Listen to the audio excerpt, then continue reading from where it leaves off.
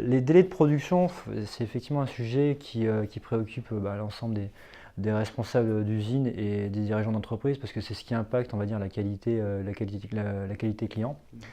Les délais de production, souvent on se focalise et les chefs d'entreprise se focalisent sur tout de suite à ce qui se passe au niveau de la production. En fait, il faut tout de suite remonter à la source, à la commande, au contrat, et voir de quelle manière ce contrat est contractualisé dans l'entreprise, est intégré dans le système d'information.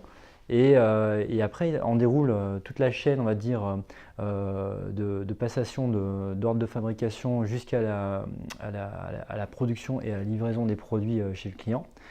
Et donc c'est en ayant seulement une vision globale de cette approche de production qu'on va pouvoir vraiment agir sur le délai de production.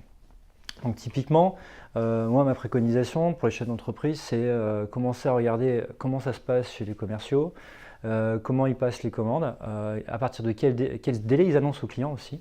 Est-ce que typiquement ils ont des délais moyens qui sont issus d'un canevas standard qu'on leur dit voilà, la production pour tel type de produit il faut à peu près 3 jours, ou alors là c'est plutôt l'industrie du futur, ils ont un système d'information qui est connecté directement à leur production et qui annonce un délai réel de livraison qui est lié, on va dire, à la capacité à ce jour de l'usine de produire. Donc il y a deux choses qu'il faut qu'ils regardent à ce niveau-là. Je dirais, dans 80% des cas, on est quand même sur le commercial, il annonce un délai qui a été calculé il y a quelques années et qui n'est pas réactualisé. Et typiquement, la commande, quand il arrive dans l'usine, elle n'a pas été évaluée en fonction de la capacité de production réelle de l'unité de production. Donc ça, du coup, en général, quand cette commande arrive dans l'usine, qui a du coup pas pris en compte la capacité réelle de production, et ben c'est au responsable de production de courir après les délais pour essayer de servir au mieux le client. Et comme il n'a pas qu'un seul client, ça devient très compliqué.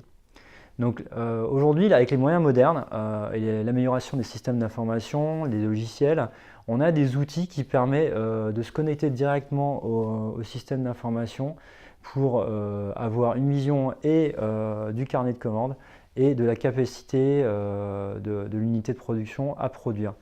Ça va des ressources de production, des machines, et aussi des personnes. On oublie souvent les personnes, hein. Il y a des personnes qui sont en capacité limitée.